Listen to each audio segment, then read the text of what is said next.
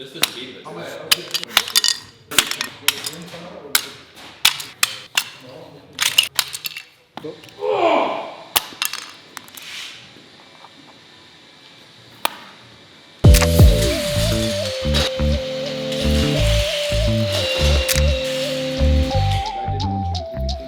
just trying to show that. Yeah. So after you break off the clips, you got to go around and clean out your grout joints. Sometimes you are going to get a clip that doesn't break off 100% perfect. It's not the end of the world. It's a plastic clip. It's going to come out super easy. All you're going to want to do is go across on a 45. You're going to get it right out. Be careful when you are using your X-Acto knife. If you do have a heated floor underneath, you're going to be going around and cleaning out your grout joints anyways.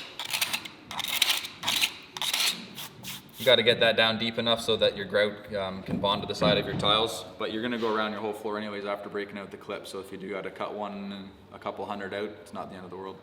Funny enough, 1 year ago. Charles, I give you $10. If you go out there and do this TikTok thing that everybody does. Hey! What's your name?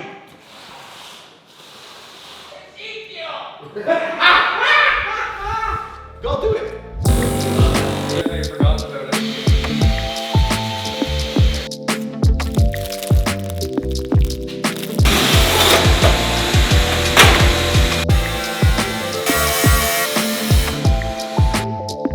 I never used one of these until you guys gave me one.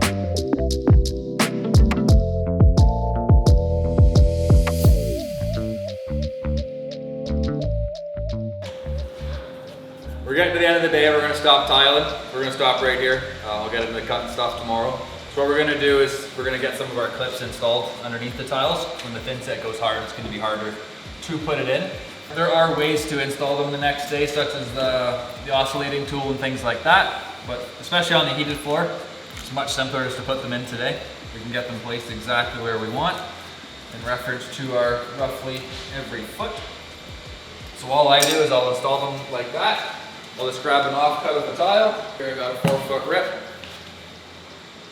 I'm just gonna push it up there snug, and just the weight of that tile alone is gonna leave those clips exactly where I need. The fact that I'm adding that 16th spacer on top of these clips is gonna make it even easier for me tomorrow, but this will work to maintain that 30-second grout joint anyways.